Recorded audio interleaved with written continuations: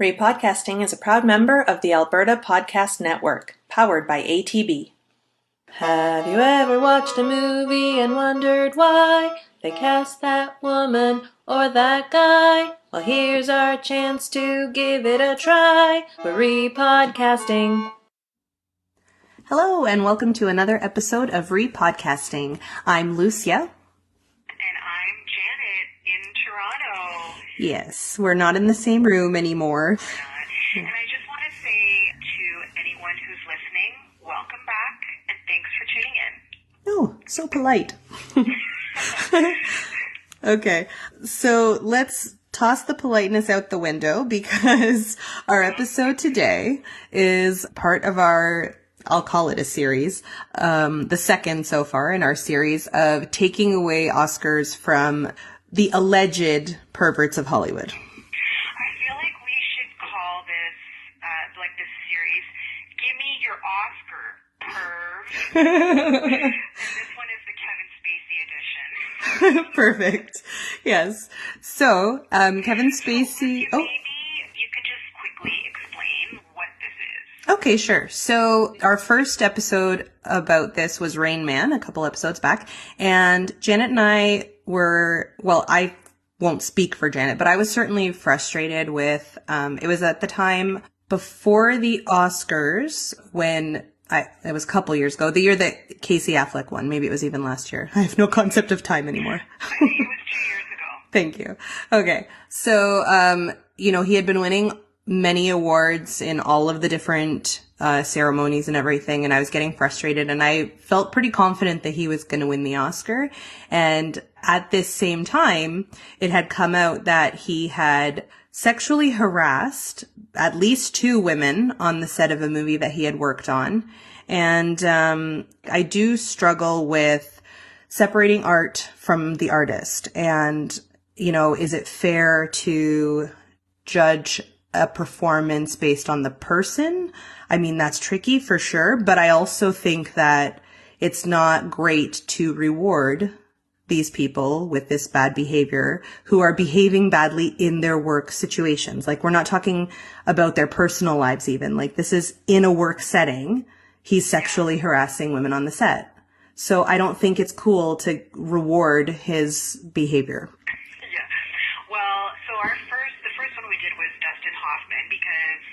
We're not going to get into it. You can always Google it. It's all on the internet. And with Kevin Spacey, we're not going to get into it. It's all alleged, right? We don't want anyone coming to us with lawsuits trying to sue Repodcasting. But, if you're curious about it, just Google Kevin Spacey because I feel like the world knows about this. It came out last year, but...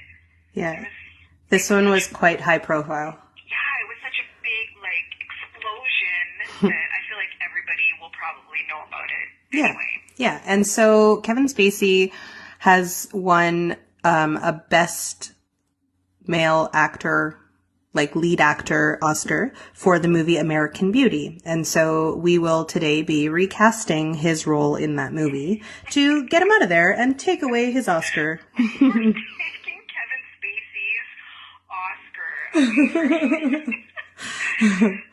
As we should. So I did pick this one. He was one of the first people I thought of when we kind of talked about this whole series. And American Beauty was a movie that hit me hard. I was 19 when I saw it, and it was definitely unlike anything I had seen before. And his performance, I was super impressed with. The whole movie, I think, is incredible, or I thought was incredible. And so this is actually kind of a hard one. It was a hard one to rewatch because I love it so much. And I hadn't seen it since finding out that Kevin Spacey is allegedly a big old perv. So I didn't really want to watch it. It's kind of like I haven't seen The Cosby Show since everything came out about Bill Cosby. You know what's wild is American Beauty is from 1999.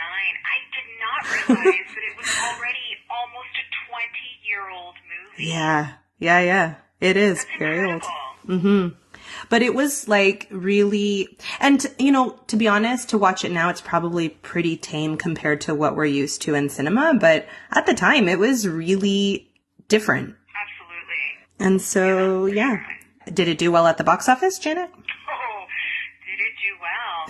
So the budget for this movie was $15 million, which I guess 20 years ago, that was pretty big deal, I would think. Yeah, especially for that kind of movie. It's not like a big blockbuster action movie. Yeah. So they got Sam Mendes to direct it. This was his film directorial debut. I know. Because before this, he had been a theater director.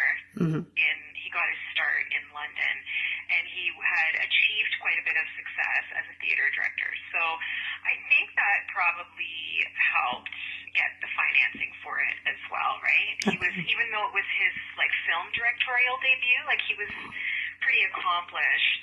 So box office, I was shocked when I saw this number. So it made $356 million worldwide. Oh, wow. Yeah, I was really surprised. We did The Grinch last month for our holiday special, and I mean, it made more money than The Grinch. Wow. When you think about it, this was a movie that came out in 1999, so this is a 20-year-old movie, and it's, it doesn't have superheroes in it. It doesn't have a built-in audience. Like, when you think that it made that much money, that's impressive. Yeah, for sure.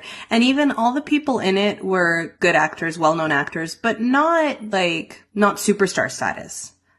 Yeah. So for it to make that kind of money, that's really a feat. Yeah, that's huge. Sure. That's funny. I saw it on home video. I didn't see it in the theater. And I didn't remember hearing that much about it. I didn't realize that it was that big of a hit in the theaters. Oh, yeah. It made a ton of money. Yeah, wow. Which amazing. Is great. I mean, it was very successful. I mean, you're making $356 million on a $15 million budget. That is considered a success.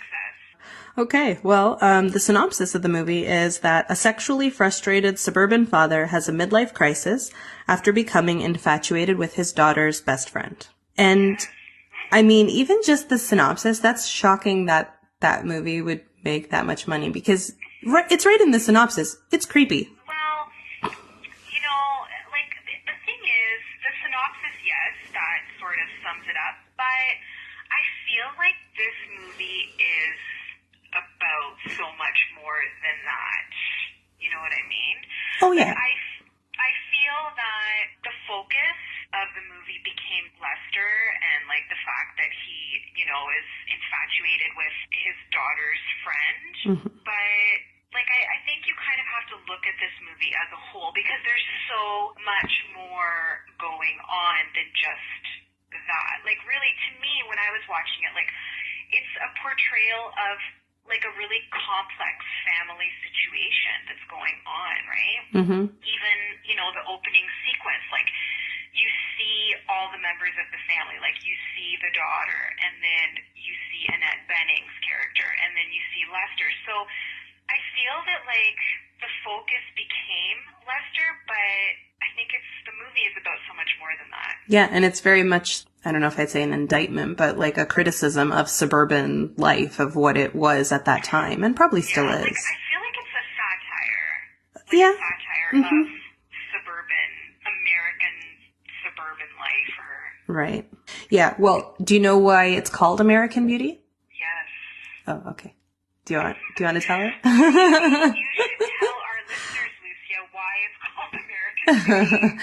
American Beauty is a breed of rose that is, while beautiful in appearance, tends to rot under the surface in its roots. Well, the tagline of the movie is "Look Closer." Right. Like I said, I feel like that whole Lester storyline, like, so many people zeroed in on that, and people would describe the movie and they'd say that that's what it was about. Yeah. Just an example. I saw this movie for the first time, like, a few days ago. Right. I had never seen it initially when it came out. But I had quite a few friends who did go and watch it and were telling me about it. And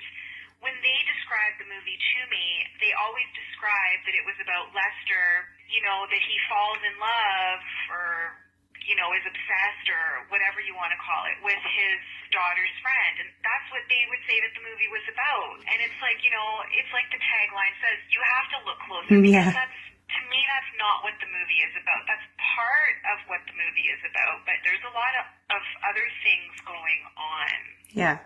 Well, so since you brought it up that you'd never seen it before, I am dying to know if you liked it or not. I actually really enjoyed it. Oh. Yes. And I know that we had, offline, we had talked about this, and I was like, I really think I'm going to hate this movie. And no, I actually really enjoyed it. I thought it was very, very well done. Yeah. It's Sam Mendes. He's a great director. Mm-hmm.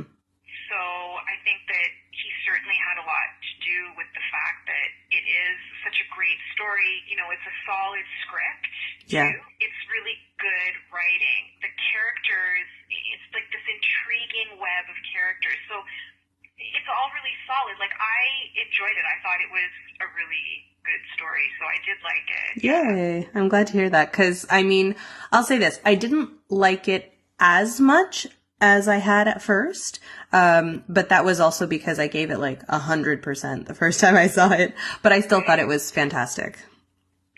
Yeah, I'm actually glad that I saw this now as opposed to 20 years ago, because I think had I seen this when it first came out, I don't think that I had the emotional maturity to sort of connect with the story and to maybe not understand, but I think 20 years ago, I would not have maybe appreciated the story as I do, now that I'm older.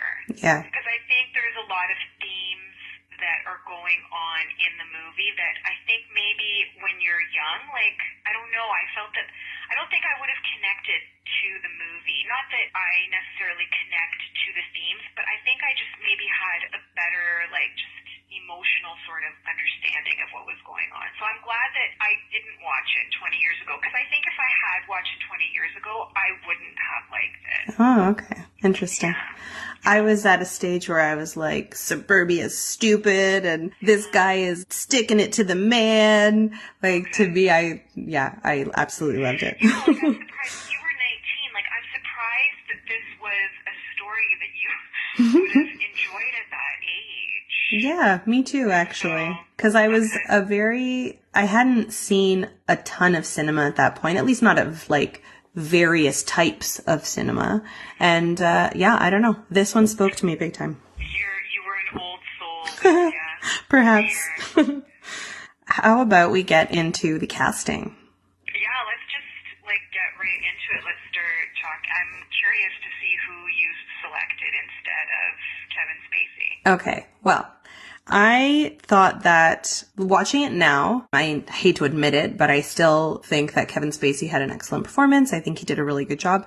But I also think that, especially the scene where he is about to have sex with Angela, it's just upsetting and creepy. And maybe it's supposed to be, but I don't know. I felt like there was maybe somebody who could make the character a little more likable, if you even can be in that situation. And so I actually thought of John C. Reilly. Oh, no way. Who I know you picked him last month, but once he got into my head. What was John C. Reilly doing in 1999? I am pretty sure that Magnolia came out in 1999. Yes, that's right. Okay. Yeah.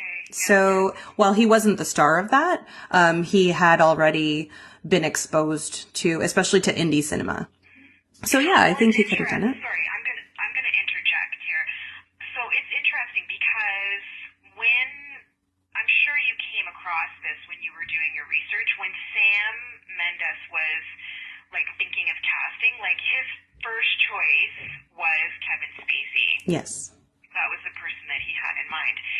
And he said that because the studio wanted bigger names, right? Yeah. And he said that he didn't want a big name actor. He didn't want a big star weighing the film down. And I thought that was an interesting take. It certainly paid off. Yeah. But yeah, I think he was right though, because, well, I mean, me personally, I already knew Kevin Spacey, from The Usual Suspects at that point. Yeah, like, I mean, I guess Kevin Spacey compared to some of the other actors that the studio Yeah. wanted, I guess Kevin Spacey at the time was not considered a big name. Right. So, yeah, and John C. Reilly wasn't a big name at that point either, right? So, And, like, he would have had to undergo a physical transformation, but he would be like, you know, good. I think he'd be good at like the schlubby, weighed down by the world kind of guy at the beginning. And I think he can be really, really likable. So I feel like, I don't know. I mean, I don't know if he's supposed to be likable, quite frankly, but I think he is. yeah, I think John C. Reilly definitely could do it. I mean, you know, as I said, I cast him when we did our holiday episode of How the Grinch Stole Christmas. I cast him as the Grinch. I think John C. Reilly can definitely play dramatic roles, even though a lot of the times we don't think of him that way. Like, Yeah. you think comedy Yep. when you think of him, you associate. But I think he can definitely do dramatic roles. But here's the thing. You know how you're saying Lester is supposed to be sort of, you know, like a schlubby kind of character. You know why I sort of didn't buy into that schlubbiness?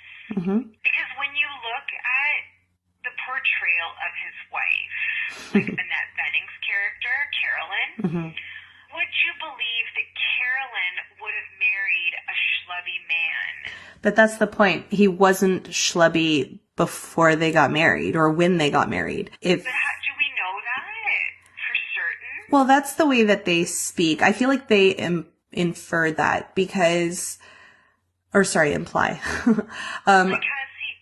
devolved into a schlubby man? Absolutely. Or- The world has beaten him down. His wife clearly rules the roost. And so he has just kind of lost all agency over his own life. That's how I took it as.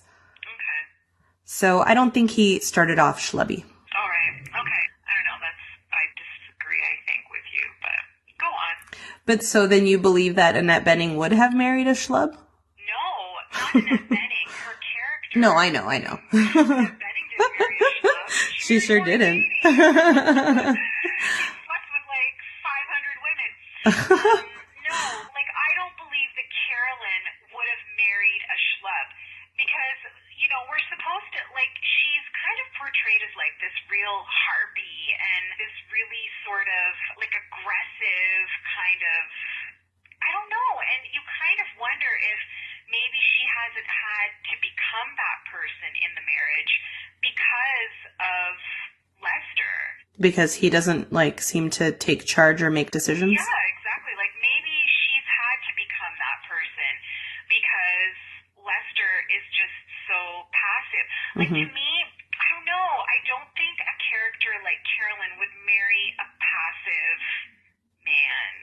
Well, I could be wrong. I mean, we're totally, you know, I'm deep diving here and, like, really maybe overanalyzing it, but that's why I kind of, I don't know. Anyway, go on. Sorry, I'm totally interrupting you. I'm sorry. no, it's good. Because I'll say this. I think that if she already were that person, like this super driven to the point of like being a harpy or whatever you want to call it, if she were already that person, then she probably would marry a really passive person because she'd know that she could just make all the decisions and steamroll them. And so it would work in her favor. That she wouldn't constantly be having to fight with her husband over making decisions. Yeah, see, I don't know that she's necessarily, I kind of feel like maybe she has become that way because of the marriage. Like, that's where Yeah. maybe Yeah. differ. And if that's, no, but I'm not saying that's my opinion. So then in the other side, then if that's the case, then I think it also makes sense that she maybe married, like, cause it also seems like they were kind of young when they got married. So you don't really know who you are or what you want. I mean, they seem to have also, at least the way Lester speaks, they seemed to have wanted different things when they were younger. And then it sort of became this, like, I need the best looking house, the best car, like the nicest whatever. Like, I need this picture perfect life. I don't know. I don't know what it would be. I think both of them devolved into what they are. Right, okay. So let's kind of get back on track. So we'll continue with John C. Reilly. Well, there's nothing else to say. I mean, I think he's a fantastic actor and he would have done a great job. Was he your only choice? No, he wasn't, but I think you're going to laugh at my other choice. No, tell me. Okay, so if it were Johnny Depp. No! You picked Johnny Depp? Yeah. If we start him off with like the bloated tourist face. The tourist came like how many years later? Yeah, but I think he like beefed up for that role. Or like maybe not beefed up is the word. He chubbed up for that role. So yeah, I think he could play Schlubby, and I think he would be willing to go through the physical change because that's the kind of actor he is, right? Yeah, so I think you could make him look unappealing if you wanted to. Yeah, definitely. I mean, 20 years ago, he's attractive, right? I know, he is. So, I don't know. But yeah, like, they could make him look nerdy and downtrodden. And then imagine when he like starts to take back his life and he starts to work out and beef himself up, and then he'd be so good looking. He'd be the DILF of the... Exactly. Like, Angela would so be into that. Oh, and that is something I'll say, because I personally don't find Kevin Spacey attractive. And not just when he is at the beginning of the movie when he's supposed to be unattractive. Like, I think he looks fine at the end, but I don't think he's good looking. And so I don't really buy Angela's, I mean, she's just doing it because he's giving her attention, I guess, but still, like, the way that she's like, I think your dad's hot. I feel like if it were Johnny Depp, I could buy it. Of course,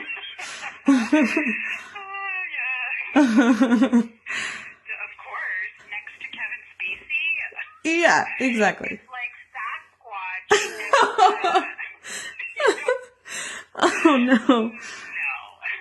Yeah. And Sasquatch is Kevin Spacey. Like, if I have to, like, clarify that, Kevin Spacey is the Sasquatch in that equation. Yeah. How about you? Do you have more than one? I did have more than one. Okay. But yeah, so one of the reasons that I abstained from watching this movie for so long is because Kevin Spacey was in it. Oh.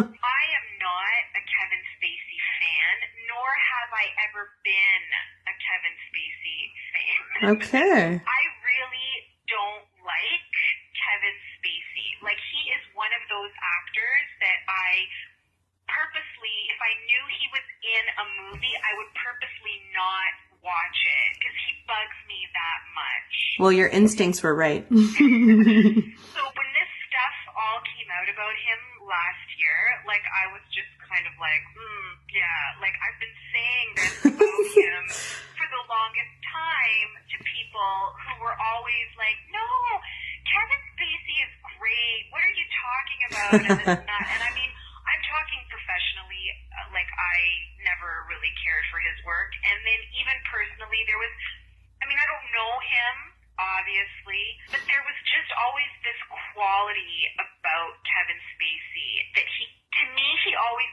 came across as someone who was so smug and pretentious and arrogant. Yeah, this movie would not have helped that. I would see him in interviews when he'd be promoting things or whatever, and it was just, he was so smug. And it was always like, I just want to punch that smugness off his face. Like, he really bothered me. So that was why I never watched this movie. And if we weren't doing this, I probably still never would have watched it. Because I can't stand him as an actor and as a person.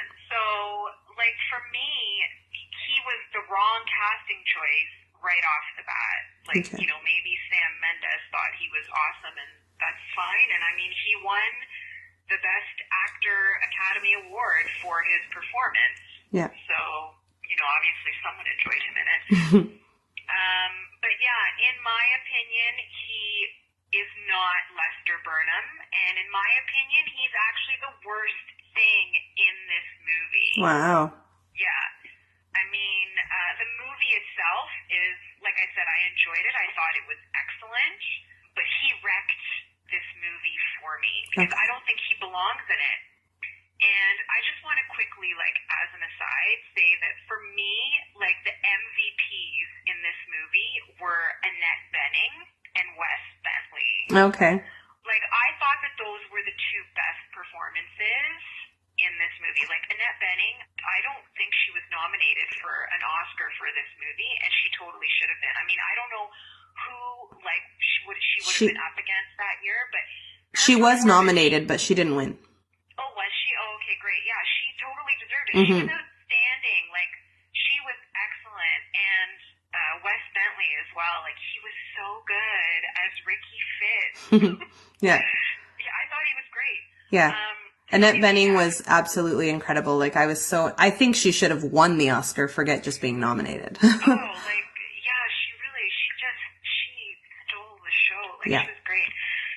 And that's the thing. Like, I feel like this movie, it almost became like it was the Kevin Spacey show. Yeah. And it's like, no, this isn't the Kevin Spacey show.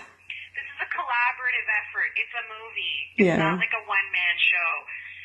But yeah, like, to me, he was like the wrong actor for sure. So when I started going through my casting search for Lester, like, I had like a little checklist that I was going through, right? And I didn't necessarily want a big name. Like, I kind of agreed with Sam Mendes on that level. It didn't necessarily have to be a big name because it's a big picture. You know what I mean? Like, the movie itself, there's a lot going on.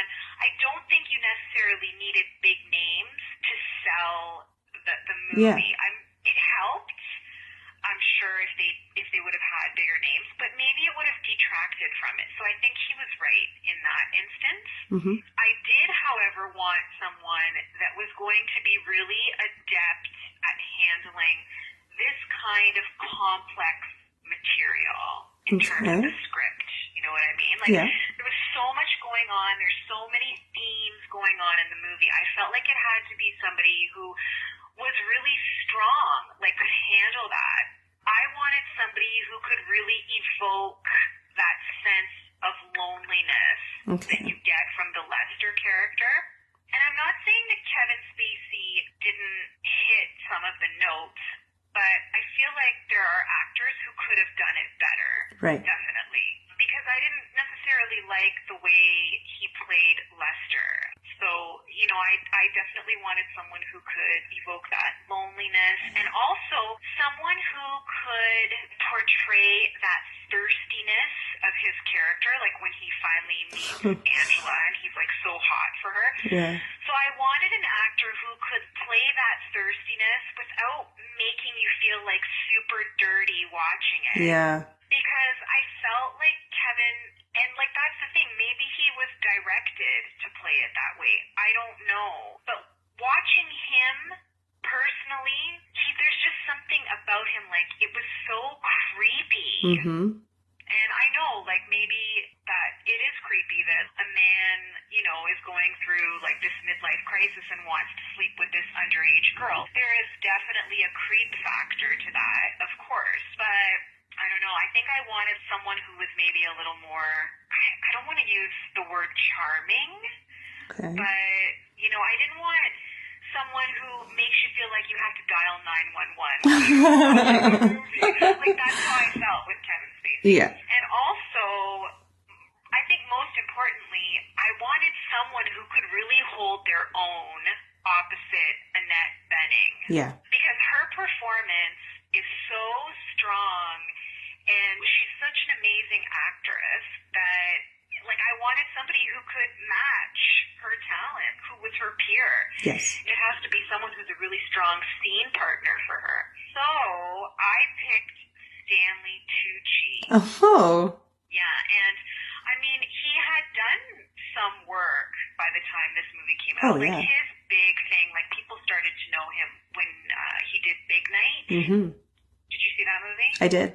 I felt like that was like his breakthrough. That was when people noticed him and started talking about him. But, you know, the thing is, Stanley Tucci's had this amazing long career now, but he's definitely like a gifted actor, and Yeah. he's really strong, and I think he could have done it, and it would have been really interesting to see what this role could have done for his career. Yeah.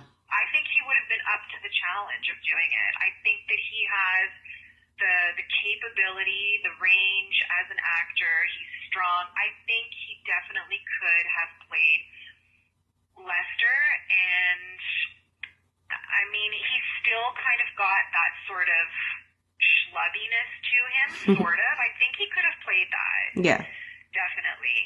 I like it. I don't think that we've seen him too often in leading roles, and we should. Yeah, and I think he could have done it. I think he definitely could hold his own against Annette Bening, for sure. Yeah. I would have loved to have seen the chemistry between them, and I think he doesn't come across as creepy as Kevin Spacey does.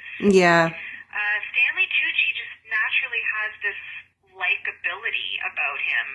And I don't know that we're necessarily supposed to like Lester, but I think we're supposed to sympathize with Lester for sure. Not necessarily feel sorry for him, but I think, we're supposed to have some empathy for him, right? Yeah, I think so. And I just would have really loved to have seen Stanley Tucci's take on it. Yeah. But the other two actors that I looked at Greg Kinnear. Oh. Because I think he could have done it too. I think that he would have maybe not. He's not someone that you would think of right off the bat. No, definitely not. But I think, and he's attractive. Like Stanley Tucci's attractive too. I think Stanley Tucci is much better looking than Kevin Spacey, in my opinion. Anyway. I agree. But again, Greg Kinnear probably would have been a better looking Lester, right? Maybe a little bit more believable that Angela might want to sleep with him. Yeah. Right? Same thing with Stanley Tucci. I mean, I don't know. I guess it's a matter of preference, but I think if you put Stanley Tucci next to Kevin Spacey, I think 20 years ago, I think you would believe that maybe Angela would want to sleep with Stanley Tucci as opposed to Kevin Spacey. Yeah. It's funny because when I was doing the research on this movie, apparently they offered the role of Angela to Kirsten Dunst. Yep. And one of the things that she said was that she didn't want to take it because she didn't want to have to kiss Kevin Spacey. And I was like, yeah, exactly. Like, that's the thing. We're supposed to believe that, like, Angela wants to sleep with this guy. I don't know how believable that was. Yeah. That she would want to sleep with Kevin Spacey. So I chose Stanley Tucci was my first choice. Greg Kinnear was my second choice. And then I had a third choice. Okay. But he would have been, like, a bigger name. And I'm not sure that he would have been necessary. Maybe he would have been too big for the role. Okay. But I thought Daniel Day-Lewis would have been interesting, too. Yeah, like, he's an incredible actor. He can do anything. So he could definitely play Lester. But then I thought, I don't know, maybe he's too good-looking and, like, to be believable as a Lester. I think, how can I put this? Daniel Day-Lewis, of course, could do it, obviously. Yeah, He could play a shoe and he'd be believable. But I feel like he's too much for the role. Yeah, that's why he was my third choice. Yeah. Like, okay, I like that, yeah. Man, I'd like to see that, though. I know, right? Yeah. I think he'd be too attractive to be Lester. More than Greg Kinnear? Daniel Day-Lewis? See, I think Daniel Day-Lewis is very attractive. Oh, okay. So, yeah. That's where we differ. Okay, cool. I really, really like Stanley Tucci. I like the idea of him in that role. Oh, I love Stanley Tucci. Me And too. you know what? For anyone who's listening who doesn't know who Stanley Tucci is, I feel like everybody should know who he is. Yeah. If you don't know who he is, I implore you to Google Stanley Tucci and definitely check out some of his work because he's such a great actor. He really is. Yeah, I just realized that we didn't mention for the most part, we didn't mention any roles of any of the people we picked, but I feel like they're all well known enough that people should know who we're talking about. ATB knows that being an entrepreneur and business owner has its challenges. That's why they've created their Entrepreneur Centers. So whether you're dreaming, building, or growing, you can access a powerful set of tools to help your business and personal finances grow together. With locations in Edmonton, Calgary, and Lethbridge, and monthly pop-ups across the province, it's just one more way ATB is helping to reinvent banking. Visit atbentrepreneurscenter.com to find the closest location to you. And now back to the show. So you brought up that Kirsten Dunst was one of the people offered the role of Angela.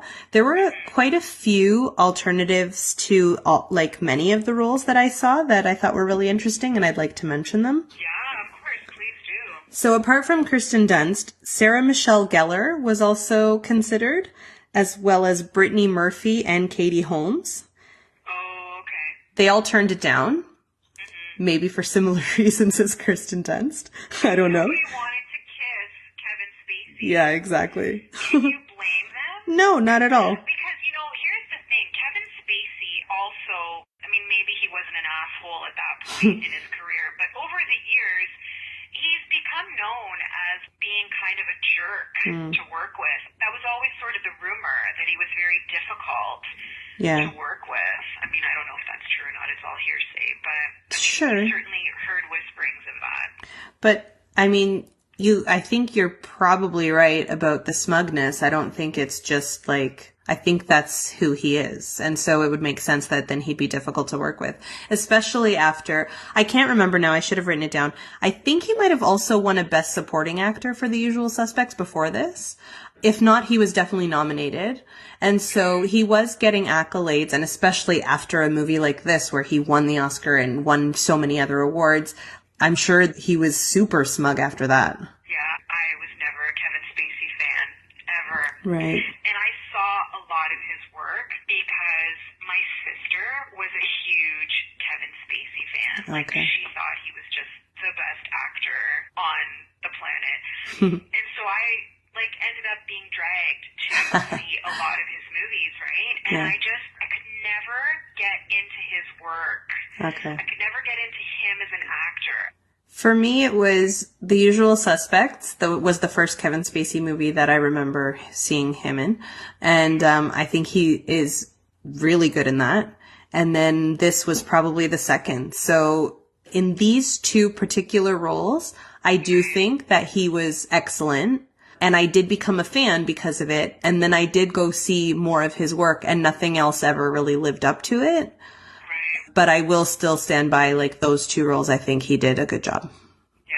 Okay. Well, that's the thing. Obviously, he won the Oscar, right? Yeah. So you're not alone in your opinion. Sure. And, I don't know. He just never did it for me. Yeah. So do you know who was originally offered the role of Lester Burnham? I saw a few different names. Yeah. Why don't you share with us, Lucia, who those people were? Okay. The first two names that I saw were Tom Hanks, who I thought of him when I was recasting because, like I said, I was looking for somebody more likable. And Tom Hanks is known as a super, super likable person. And so I thought it was funny that he was originally offered the role. And then Chevy Chase apparently was also offered the role. No. Yeah. Where did you see that? What was your reference for that? Do you remember? I saw it on IMDb. So, okay, let's take this with a grain of salt because as far as I know, these are user submitted, but generally I think that they check things before they, you can submit something, but then I think it's checked before it's actually published. Oh, I see. I didn't see those names. My reference was Wikipedia, and I saw a couple of names. One was, what's his name? Kevin Costner. Mm-hmm. And, I can't remember the second one. Kevin Costner was the one that really stood out because he would have been a horrible Lester. I know. It's such a weird choice. That would not have been good at all. I saw a couple more after. Jeff Daniels was one that I saw who I also... Who's Jeff Daniels? He's Harry Dunn in Dumb and Dumber. No. Yeah. Oh my god. Yeah, that's another one who I really, really can't picture him as Lester Burnham. No. Can you see Jeff Daniels acting opposite Annette I mean, Jeff Daniels isn't a bad actor or anything, but no, he couldn't hold his own to Annette Bening in this movie. I can't see that pairing at all. No way. And another one that I saw was John Travolta. Yes, that was the other one. Okay. John Travolta, that was the one that I saw. Yeah. Which I also can't picture him at all in that role. No, I can't picture John Travolta in the Lester role at all.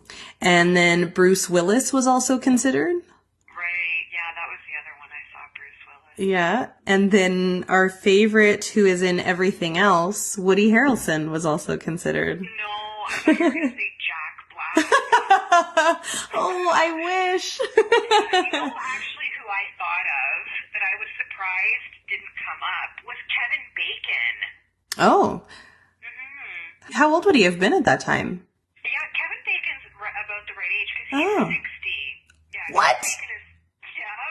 Kevin Bacon is 60 years old. Wow. He looks great. So he would have been about, because Kevin Spacey was about 41 Yeah. or 42, I believe. Right. Yeah, Kevin Spacey would have been about the right, Kevin Bacon would have been around the same age, but I thought of him, but I don't know that Kevin Bacon would have been, he was on my list as well, but I don't know. I could picture him more than some of the other people we just mentioned, but yeah, also I don't know that he'd be good. I was surprised though that his name didn't get sort of thrown into the mix. That Yeah. kind of surprised me that he wasn't considered for it. Right. Now, I know we weren't recasting Ricky Fitz, but did you happen to see any other actors who were considered for that role? No, I didn't. Okay, because I think you'll like this. Jake Gyllenhaal was considered for Ricky Fitz. Oh, yeah. Yeah, he could have done it. For sure. I think that would have been a really, really good pick. You know, I think with Wes Bentley, it's really kind of sad because he started having a lot of substance abuse problems after this movie, right? Oh, I didn't know that. Yeah, after he did this movie was when he really started to struggle with substance abuse, and then he kind of disappeared from the acting scene because of it, which is really a shame because, you know, you got to wonder what his career would have looked like if he hadn't sort of left Hollywood when he did. Yeah. I mean, obviously he had issues, so he, you know, he went and he took care of himself, and that's great. And, you know, he's done, like, he's started doing more work now. Like, he was in one of the Hunger Games movies. Yes. More than one. And, oh, yeah, that's right. And so that was kind of like his comeback. But, like, there's a gap there, right? There's all those years that he missed out. And, I mean, he was just, you see how amazing he was in this role and as Ricky Fitz. And it's just like, wow, like, you know, what kind of work could we have seen? Like, what kind of roles? Like, there's so many people who maybe wouldn't have the careers that they have now if, like, Wes Bentley had still been on the scene. Yeah. You know what I mean? Yeah. There's a lot he could have done. He is really good in this. Oh, he was excellent. Okay, so I just want to mention one more thing. Do you know who wrote the movie? It was... Yeah, I do. It was Alan Ball. Yeah, and he created 6 Feet Under. Which I think has a really similar tone to this movie. Oh, I've never watched it. Oh, it's really good. I only saw the first 2 seasons. I don't know. It's one of those things where I'm like, someday I'll finish it. Okay. But I really liked it. 6 Feet Under. Yeah, I don't think I'm going to watch that. Okay. Fair enough. This is a fun fact about Sam Mendes, the director of the movie. Yeah. Did you know that he's of Portuguese ancestry? Oh my God. I was totally going to ask you that because of his last name. He is. Nice. Yeah, on his father's side, he has Portuguese ancestors. Represent. For That is anyone awesome. who doesn't know, any of our listeners, Lucia and I are also of Portuguese ancestry. So Yes. we were pretty excited about that. Anyway. Yeah. Yay, he's Portuguese. That is so cool. Yeah, I always get like that when I find out somebody famous is Portuguese. Another little fun fact, I don't know if you happen to see this about Sam Mendes, but he said that after all was said and done, he earned only $38,000 on this movie. Like, that was his take-home salary. What? After tax and after agent's commission. That's all he Oh my He God. directed this movie that won 5 Oscars Oh. and made $356 million. This guy only earned $38,000. I hope he switched agents after that. I don't know. Good But Lord. I'm just like, what? That's disgusting. No kidding. Oh, I'm so upset to hear that. So I guess we shouldn't be too worried about Sam Mendes. He's doing okay now.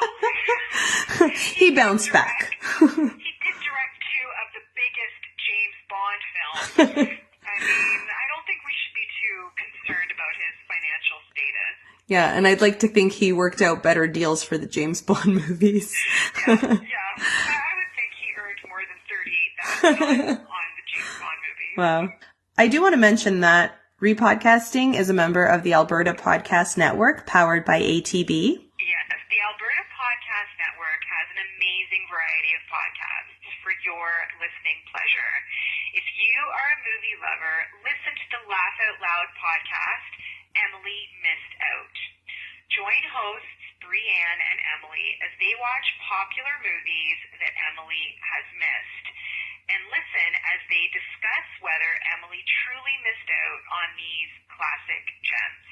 So listen to this and many other great podcasts at albertapodcastnetwork.com. Okay, thanks very much. And now it is time for our special segment, Hold Me Close, Young Tony Danza. Oh no, what happened to the music? I forgot to set it up. Oh. No technical difficulties today, just human error. I think you just like singing the theme song for our segment. I mean, I don't dislike it. So it's time for Hold Me Close, Young Tony Danza, the segment where we cast Tony Danza into one of the roles in this movie. And Janet, would you like to go first? I can go first, sure. So I recast Tony Danza as Buddy Kane, Oh, who is the character who is having an affair with Annette Bening's character. okay. And he's played by Peter Gallagher, which I was stoked to see Peter Gallagher in this movie. I was like, because I always know him as the dad from the OC. Yeah. So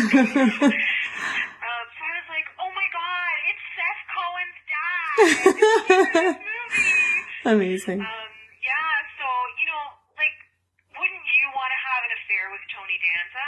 Like, Yeah. hello? Tony Danza, call me. That's a no-brainer, right? So I was like, yeah, for sure, he's definitely Buddy Kane. Cool. I am ashamed to say that I forgot to do it this time. Oh, that's okay. But that's why I asked you to go first. And I think I would like to see him as Lester Burnham. Well, okay. Yeah, he could do it. I mean, Good. I know, like, we've already talked about acting opposite Annette Bening, and yeah, could he hold his own? Debatable. That wouldn't be why I object to seeing Tony Danza as Lester. I think, because Lester, a lot of people find Lester to be like a really despicable, curvy character, and I don't want people to think that of Tony Danza. Well, that's just like one aspect of him. I know. Now listen to me, I'm like justifying his actions. No, I get why you would say that, and I don't totally disagree, but I'd like to see the transformation. I think that would be interesting to watch him do that from like the, kind of schlubby guy to the buff, hot dad. You just want to watch Tony Danza, like, working out in his garage. Yeah, I sure do. Lifting weights. You all bet. Sweaty. Yeah, totally. Okay, so I think that's it for American Beauty. Would you recommend American Beauty to people? Would you recommend it? Hands down, I would. Yeah, I would too. Yeah. I think it still is relevant. I think it still, a lot of it holds up, and most of the performances are absolutely incredible. We didn't mention Chris Cooper yet, so I will briefly say that I think he was really, really fantastic as Mr. Fitz. I don't remember what his first name was. Yeah, like I say, I thought that the entire cast was excellent. Yeah. I enjoyed everyone except for Kevin Spacey, so it was perfect that we were recasting that role and getting rid of him, because to me he was like the one thing that was wrong with the movie. All right. But yeah, I agree with you. I think that this is definitely a classic movie in the sense that the themes that are focused on in the movie are still relevant in many ways today. Yeah. I think that in some ways, like, this might not translate to the time that we're living, in the sense that there was really no diversity in the movie. So, like, you kind of wonder, like, if this, let's say that this movie was made now, 20 years later, I feel like American Beauty is the kind of movie that people would be writing so many think pieces on. Yeah. Because you know how everybody writes a think piece about everything nowadays, right? I feel like American Beauty would inspire so many think pieces. Yeah, you bet. If it was made today. And, like, there is that lack of diversity, totally. Yeah. You know, I mean, yeah, it's supposed to be about upper middle class, suburban America, right? And I mean, and that's still what upper middle class America looks like, I think. Yeah, maybe. But I think that even like today, there would be more diversity than there would have been in real life in 1999. Definitely. There would be more diversity. And I think that's something that I certainly asked myself while I was watching it. I was like, you know, who is the audience for this movie? Because I feel like watching this movie might alienate a lot of people, right? Like, people might not be able to necessarily connect with these characters, like how white they are, and, you know, just how white the neighborhood is, and like that lack of diversity. So there was that aspect to it. But I almost wish that we had your brother-in-law on this episode again, because I feel like this is the kind of movie that, like, they would be watching in film school and totally be analyzing and dissecting. It's one of those types of films. Yeah. For anybody who doesn't know, my brother-in-law is Dan, who was our guest on the previous episode. Dan Retson, who was our special guest on our holiday episode. Yes. Yeah, I think that this probably, if it's not, it should be studied in films classes, because, yeah, it is a really layered movie. There's a lot to it, and you do have to look closer.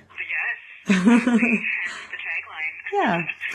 So, so next month, we will have a special Valentine's Day episode. Janet, you can say what it is. This one was your choice. Yes.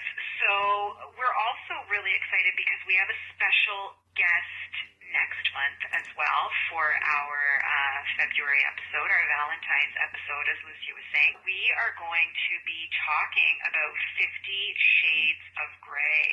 Woo! So, yeah, please join us for that, because it's going to be pretty hot. And I just kind of want to state on record, I've already told you this, Janet, but I resent that you made me watch this movie for this podcast. Well, listen, you had already read the book. Not by choice. It was a book club pick. You read the book. I just want to say that, like, out of all of us who watched it and our special guest, you were the only one who had read the book, Lucia. Yes, but that was also forced upon me. Okay. Well, I felt it was time. I felt that we were ready to tackle 50 Yeah. Shades. Great. Okay. Well, hope you will tune in next month to hear us talk about and bash 50 Shades of Grey. Yeah.